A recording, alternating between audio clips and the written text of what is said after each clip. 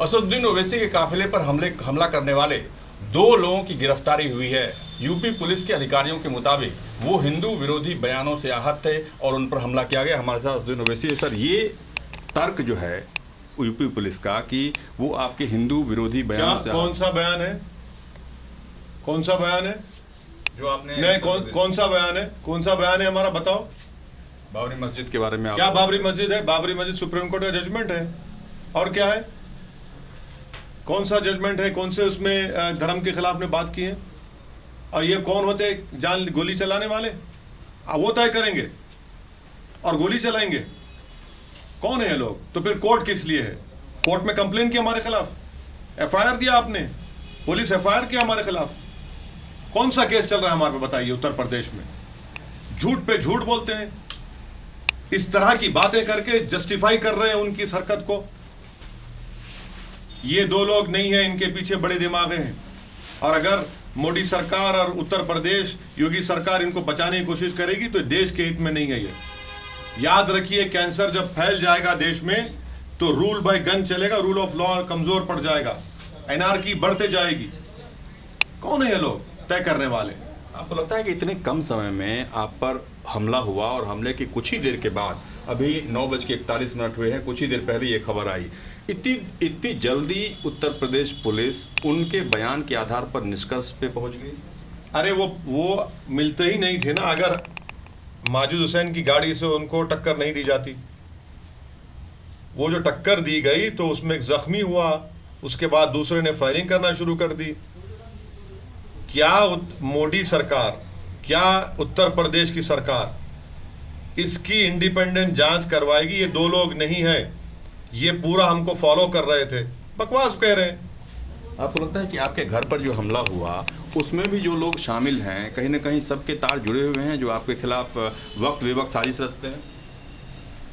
ये सरकार का काम है कि इन तमाम चेहरों को बेनकाब करे। ये इनकी जिम्मेदारी है कि देश में एनआरकी फैलाने वालों के खिलाफ जो गोली चलाते हैं, एक 4 मरतबा के एमपी को, 2 मरतबा के विधायक को, और वो भी इलेक्शन कैंपेन में, ये बताता है कि उत्तर प्रदेश में और देश में क्या हो रहा है। जब प्रयागराज, इलाहाबाद में धर्म संसद में हमको गालियां दी गई, धमकियां दी गई तो सरकार सो रही थी। नोटिस क्यों नहीं लिया उनका?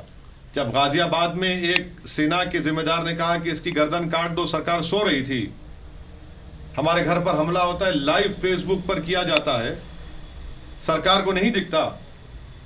मेरे घर के सामने दिल्ली पुलिस, कितने कैमरास लगे हुए हैं, आपको लाइव टेलीकास्ट करते हैं। आपका क्या कर रहा है आपका टेक्निकल विंग? मुझे मेरी जान की फिक्र नहीं है, मैं जाऊंगा एक दिन दुनिया से, सब जाएंगे इस दुनिया से, मगर याद रखिए हम जब तक जिंदा रहेंगे हक की सरबुलंदी के लिए काम करते हैं। और मैं नहीं डरने वाला हूं, मैं नहीं लूंगा सिक्योरिटी, और परसों फिर जाऊंगा उत्तर प्रदेश को। इंशाल्लाह मैं अपना प्रचार जारी रखूंगा। और अगर किसी माई का लाल में दम है तो मार के दिखाए, मुझे मार के दिखा। मैं पीछे हटने वाला नहीं हूं। क्या बकवास कर रहे हैं लोग। एक आखिरी सवाल, कभी अपने माजिद साहब को देखा जिस तरीके से वो परेशान थे और पूरी घटना में आपके साथ थे, आपको लगता नहीं कि आपके साथ या आपके चाहने वाले लोगों के मन में एक खौफ पैदा हो गया इस घटना के बाद से? नहीं, जो मेरे साथ रहते हैं वो नहीं डरने वाले हैं।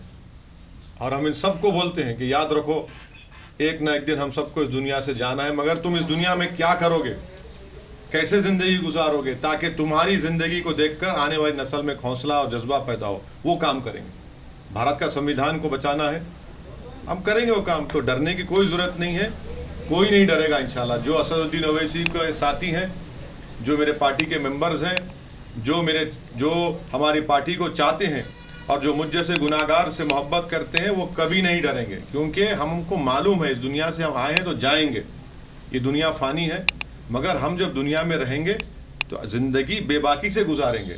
ये भारत का संविधान हमको उसका राइट देता है। आखिरी सवाल कि कल आप लोकसभा अध्यक्ष से मुलाकात करेंगे, चुनाव आयोग को चिट्ठी लिखेंगे, चिट्ठी लिखकर या मुलाकात करके क्या करेंगे? सुरक्षा की मांग तो करेंगे नहीं, आप सिर्फ जांच की मांग करेंगे? हम जांच चाहते हैं।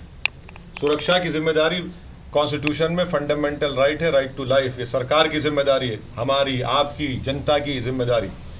आप सत्ता में हैं तो सबकी जान की हिफाजत करिए, और जान की हिफाजत उस वक्त होगी जब आप इंडिपेंडेंट इन्वेस्टिगेशन करेंगे और जो असली चेहरे हैं, जो जहर घोल रहे हैं, उनको आप पकड़ेंगे, उनको जेल में डालेंगे, उनको सजा दिलाएंगे। अगर आप इस तरह की बकवास करेंगे तो इसका मतलब ये है कि आप कुछ और सोच रहे हैं। फिर आप धन्यवाद हमसे बातचीत करने के। कैमरा पर्सन अजय के साथ अरुण कुमार।